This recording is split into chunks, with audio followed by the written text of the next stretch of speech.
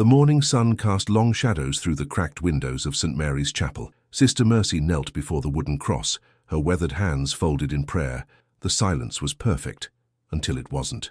Dust clouds rose on the horizon. Hoofbeats thundered closer. She didn't move, didn't flinch. She'd heard that sound before in another life. "Blessed are the peacemakers," she whispered, her voice barely audible in the empty chapel. The irony wasn't lost on her. Peace had been her prayer for 3 long years. 3 years since she'd hung up her guns and took the veil. The riders were closer now. 6 men, maybe 7. Their laughter carried on the desert wind. Cruel, hungry laughter that made her stomach turn. She knew that sound too. Her fingers found the small silver cross at her throat. It was warm against her skin, a reminder of the promise she'd made. Never again would she take a life. Never again would she be the woman they once called the Raven. But as the chapel door exploded open, as dirty boots stomped across sacred ground, she felt something stirring deep inside, something she'd tried so hard to bury. "Well, well," a gravelly voice sneered. "Looks like we got ourselves a holy woman." Sister Mercy didn't turn around. She kept her eyes on the cross, kept her hands folded, but inside her heart was racing like a wild horse. What would you do if your past came crashing through your door?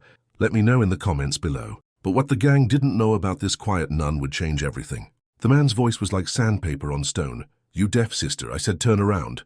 Marion Morrison, Sister Mercy, rose slowly from her knees. She turned to face them, her blue eyes calm as a still lake.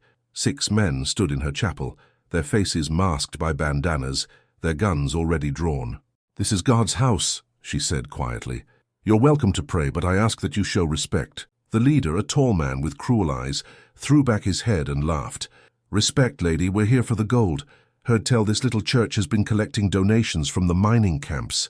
"There is no gold here," Marion said, "only faith." "Faith don't buy bullets," another man spat. He was younger, maybe 20, with nervous hands that shook as he held his gun. "Check the altar, boys. These church folk always hide their treasure somewhere holy." They scattered like vultures, overturning pews, smashing windows. The sound of breaking glass filled the air.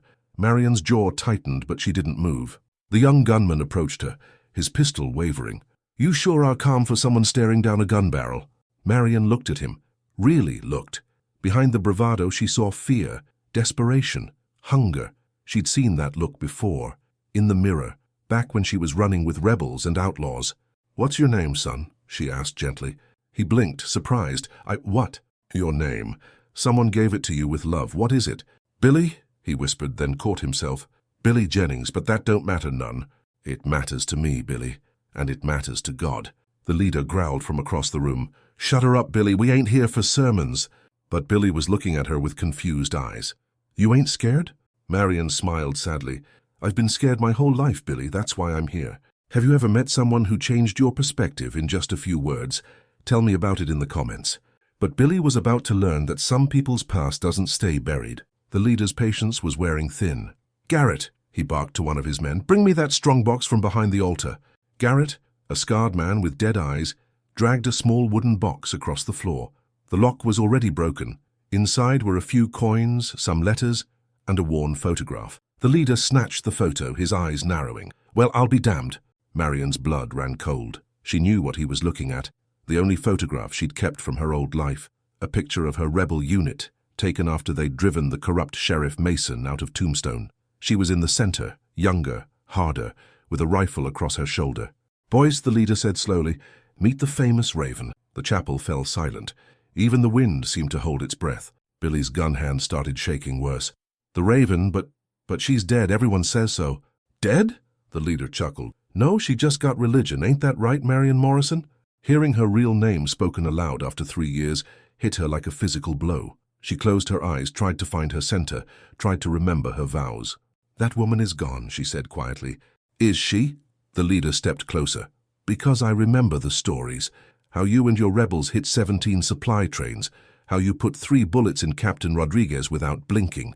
How you burned down half of Prescott to save a Apache girl from hanging." The memories came flooding back. The taste of gunpowder, the weight of her Colt 45, the sound of her own war cry echoing across the desert. "I remember," the leader continued, "how you killed my brother."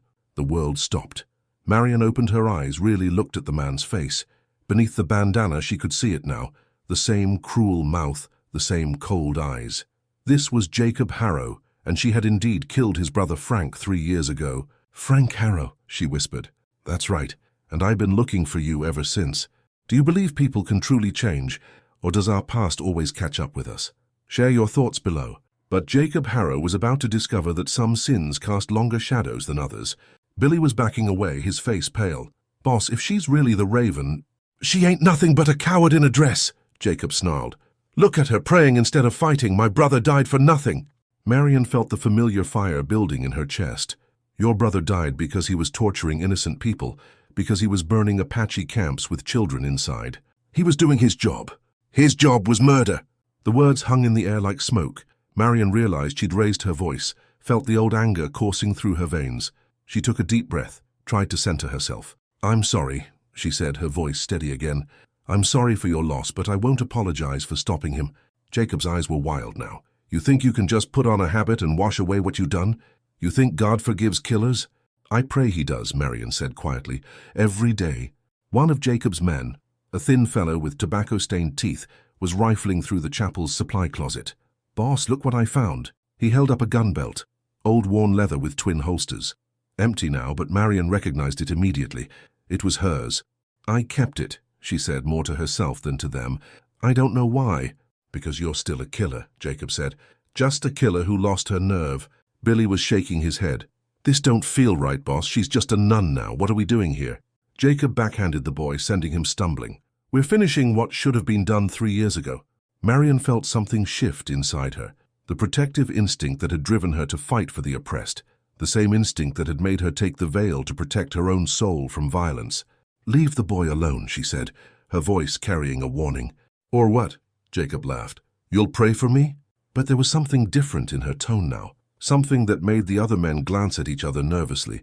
"When push comes to shove, what would make you stand up and fight? Let me know in the comments." But Jacob Harrow was about to push too far. "Here's what's going to happen," Jacob said, pulling out a knife. "You're going to tell me where the real money is hidden. Every mining camp for 50 miles pays protection to this church.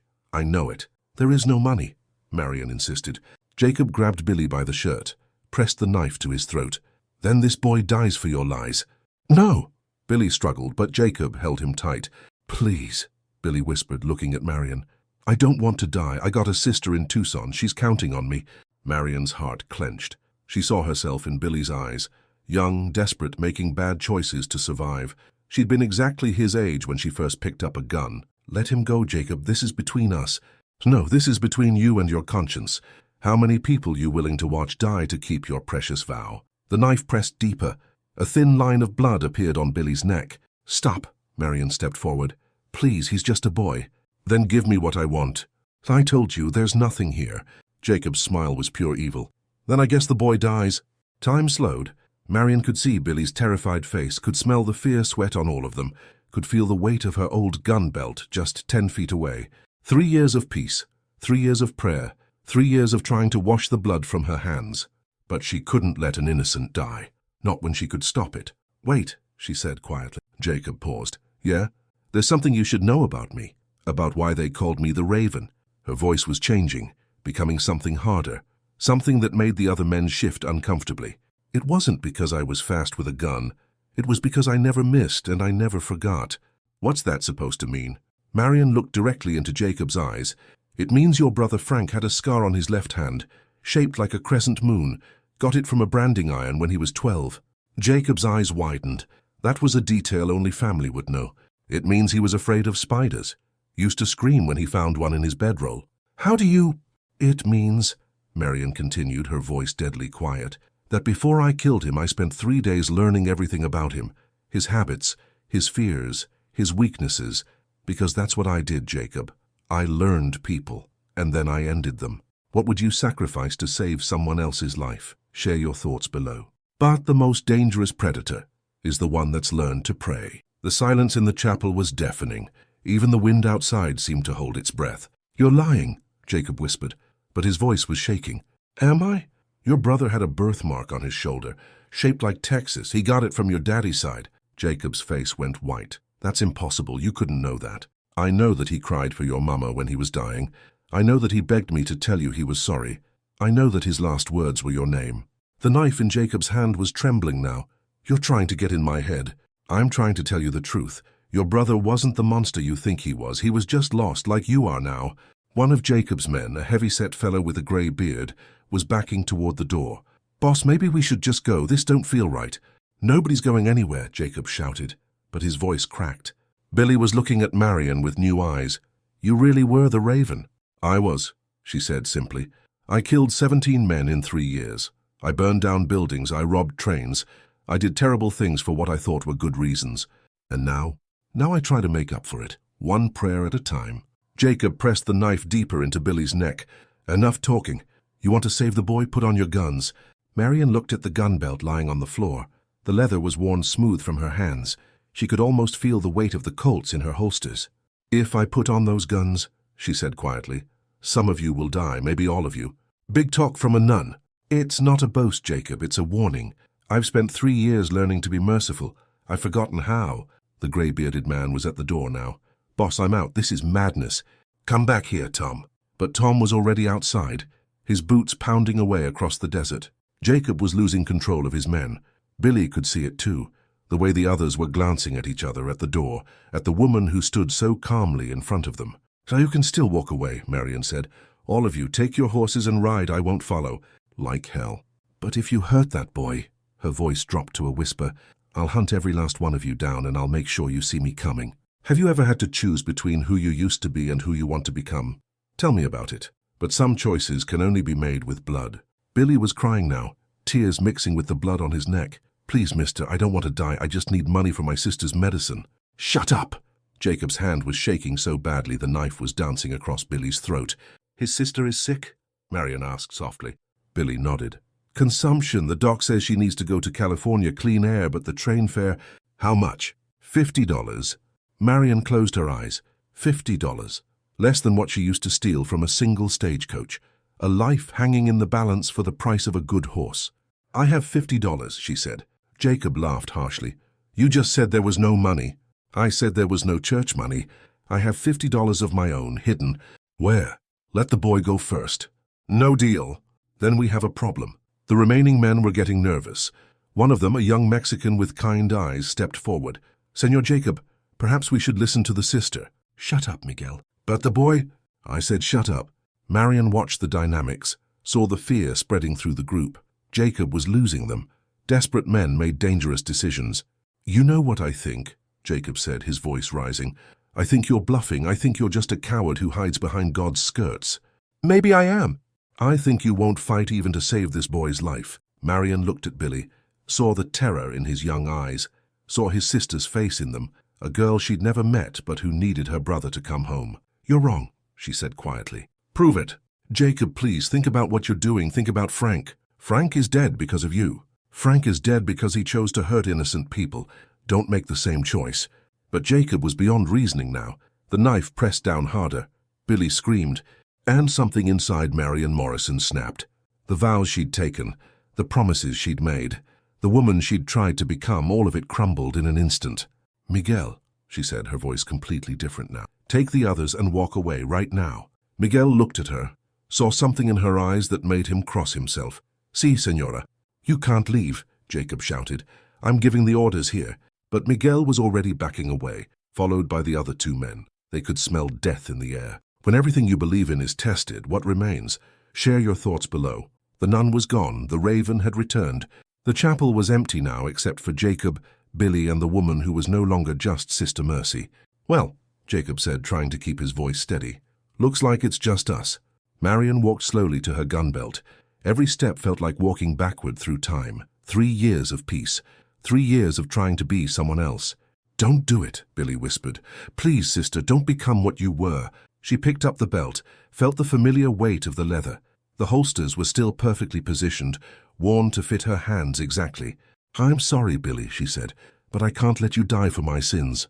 She strapped on the belt. The weight of it felt like coming home and going to hell at the same time. The guns are gone, Jacob said with a cruel smile. I had my boys throw them in the well outside. Marion smiled back. It wasn't a nice smile, I know. Then how you planning to... Because I never kept just one set of guns. She walked to the altar, ran her hands along the wooden cross. There was a small catch invisible unless you knew where to look. She pressed it.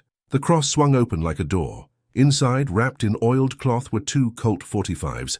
They gleamed in the morning light like silver death. I told myself they were insurance, she said, checking the cylinders. Fully loaded. Guess I was right. Jacob's face went pale. That's sacred. You can't hide guns in a cross. I've hidden guns everywhere, Jacob. In Bibles, in churches, in graveyards. When death is your profession, you learn to prepare for it. She slid the guns into her holsters. They fit perfectly, like they'd never been away. Let the boy go, she said. Last chance. Go to hell. Already been there, spent 3 years trying to leave. The silence stretched between them. Billy was holding his breath. Outside, a crow cawed. Fitting, Marion thought. Ravens and crows were cousins, after all. You know what the funny thing is? She said conversationally. I was faster than your brother, but I didn't shoot him in a duel. I shot him in the back. Jacob's eyes widened. What? He was about to hang a 10-year-old Apache girl. I put 3 bullets in him from 50 yards away. Didn't give him a chance to fight back. Didn't care about honor or fairness. Just stopped him.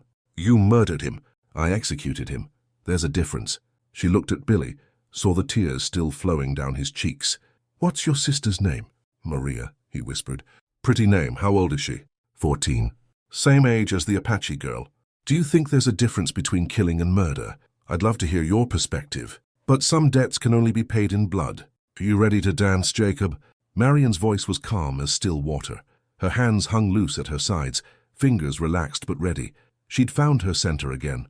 Not the peaceful center of prayer, but the deadly center of violence.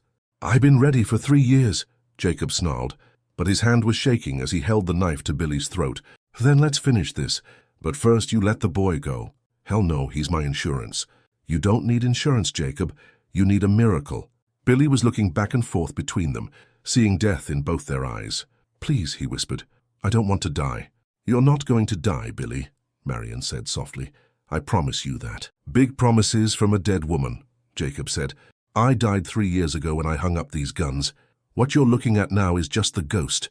The morning sun was streaming through the broken windows, casting strange shadows across the chapel floor. Dust motes danced in the light, like tiny spirits. You know what I learned in 3 years of praying? Marion asked. That God doesn't always send angels to do his work. Sometimes he sends sinners. You think God wants you to kill me? I think God wants me to save that boy. What happens to you is your choice. Jacob's grip on the knife tightened. I choose revenge. Then choose it clean, face to face, gun to gun, like men. With you holding iron and me holding steel, I ain't stupid. No, you're just a coward. Like your brother. The insult hit home. Jacob's face flushed red. Frank was twice the man you'll ever be. Frank was a child killer, and now you're following in his footsteps. I ain't nothing like Frank.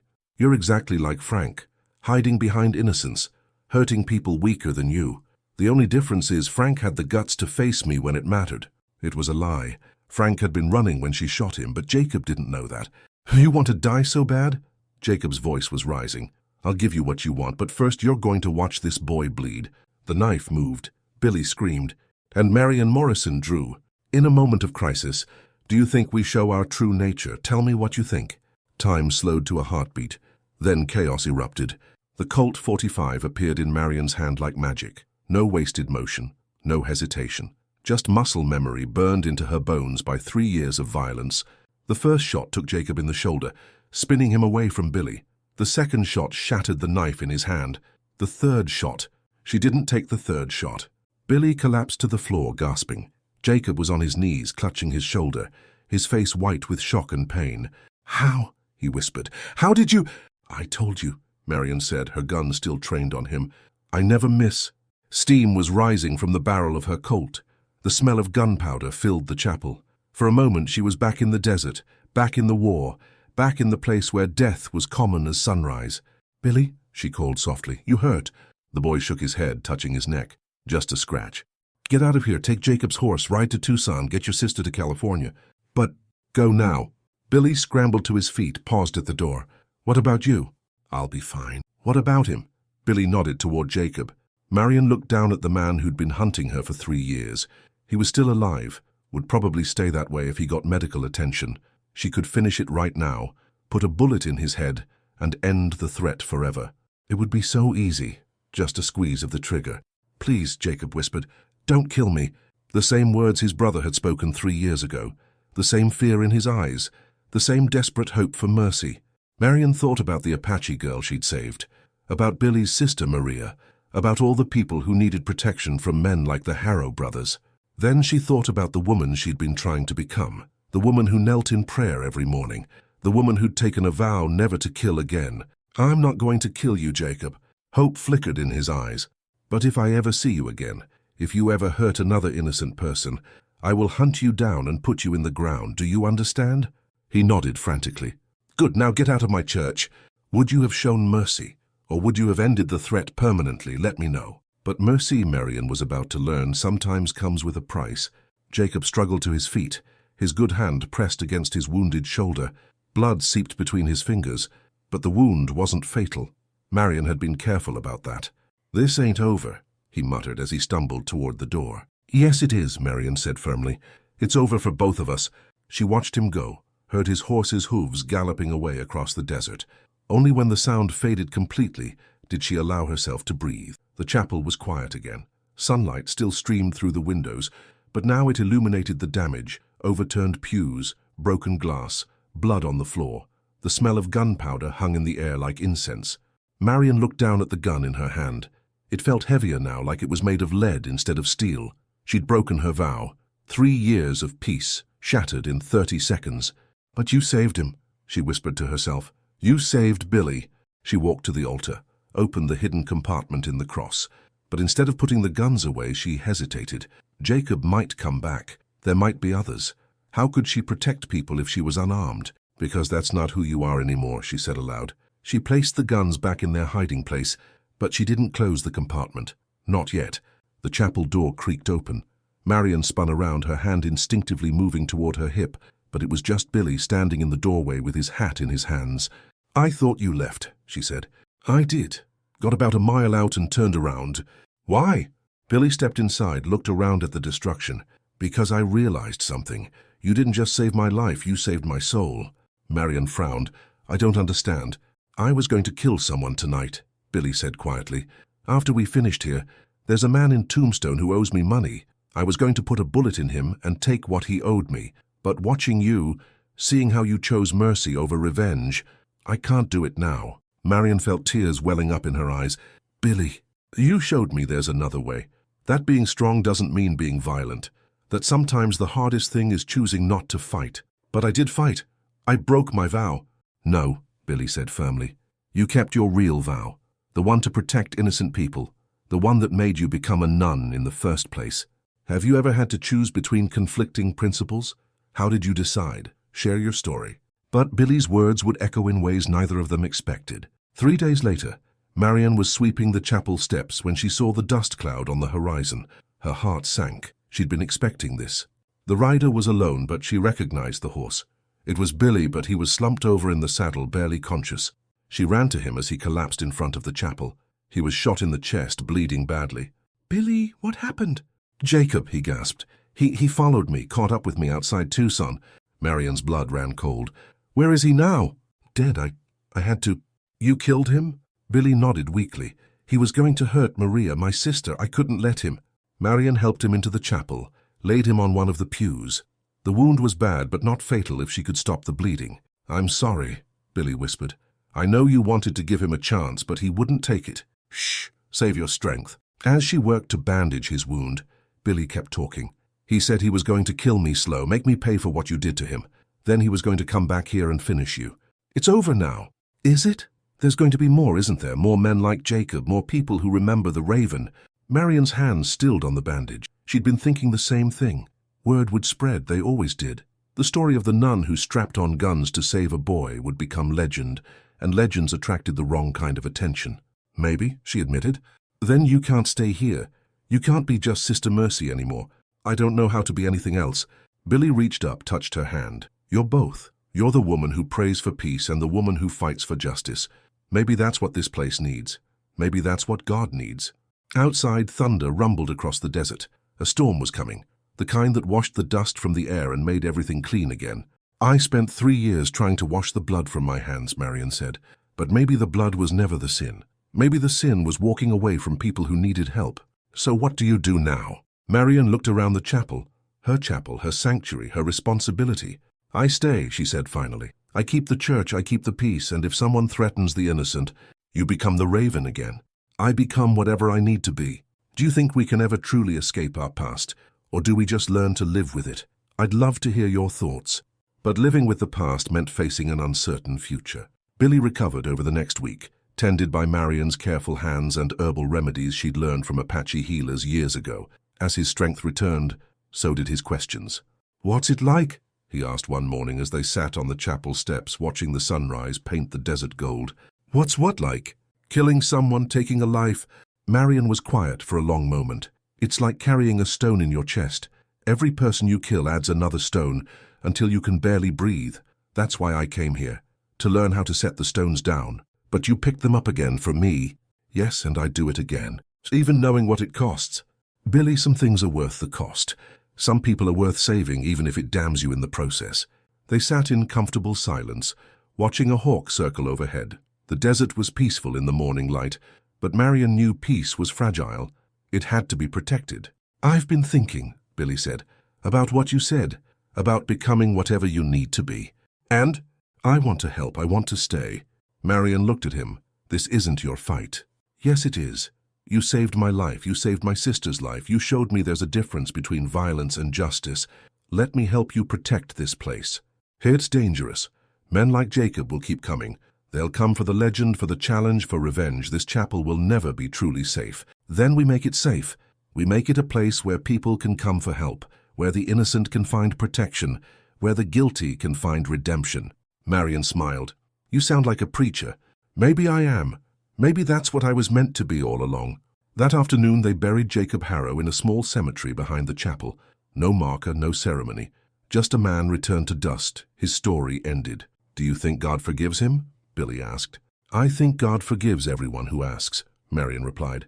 "The question is whether we can forgive ourselves. Can you forgive yourself?" Marion touched the cross at her throat. "I'm working on it, one prayer at a time." As they walked back to the chapel, Billy asked, "What do we do now?" "Now?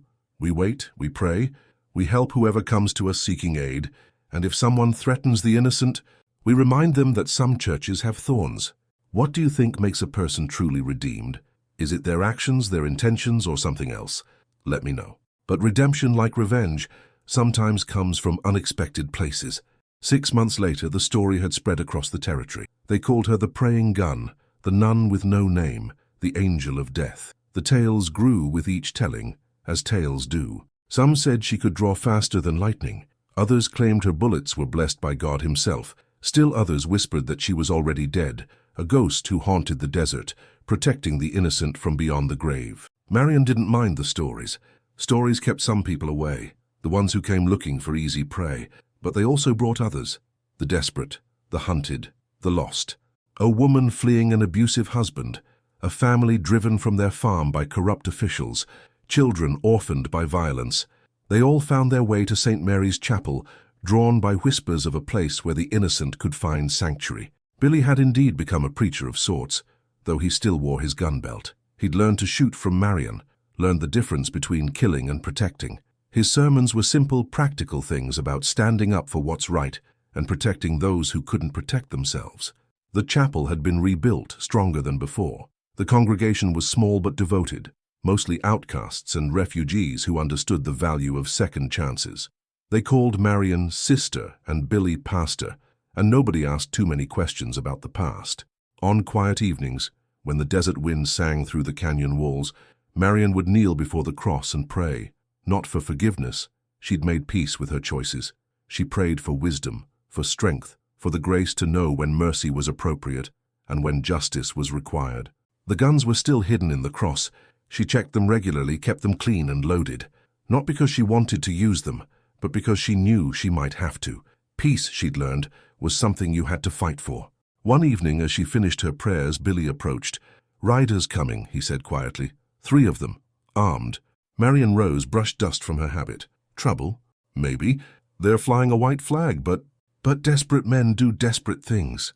She touched the cross, felt the familiar weight of responsibility settle on her shoulders. "Let's go see what they want." They walked to the chapel entrance together, the praying gun and the preaching gunman, guardians of a sanctuary built on the bones of violence and the hope of redemption. The riders approached slowly, their faces hidden by the setting sun. One of them called out, "Sister Mercy, we need help. There's been trouble in Bitter Creek. Women and children are trapped. The men who were supposed to protect them, they ran." Marion stepped into the light, her hands visible but ready. What kind of trouble? Bandits. Maybe 20 of them. They've got the town surrounded, won't let anyone leave until they get what they came for. Which is? A man named Carson. He's hiding there with stolen gold. The bandits don't care how many innocents die to get to him. Billy looked at Marion. In his eyes she saw the same question that burned in her own heart. How many people were they willing to watch die to preserve their peace? "How far?" she asked. "Half a day's ride." Marion looked back at the chapel, at the cross that held her guns, at the altar where she'd knelt in prayer for 3 years. Then she looked at the riders, at Billy, at the desert that stretched endlessly in all directions. "Billy, saddle the horses." "Yes, ma'am."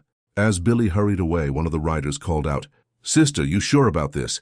These ain't ordinary bandits, they're killers." Marion smiled, and for just a moment, the raven flickered behind her eyes. "So am I." The sun was setting behind the mountains, painting the desert red as blood. Somewhere in that vastness, innocent people waited for salvation. And salvation, Marion had learned, sometimes came with gunpowder prayers and lead communion. She walked back into the chapel, opened the hidden compartment in the cross.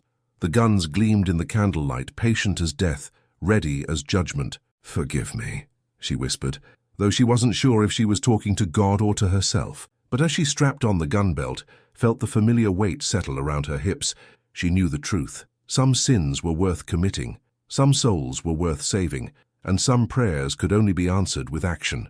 The raven was flying again. In the end, we all have to choose who we want to be when it matters most. What choice would you make? Share your thoughts and let me know if you want to hear more stories from the American frontier. Because in the desert, legends never truly die. They just wait for the next time they're needed.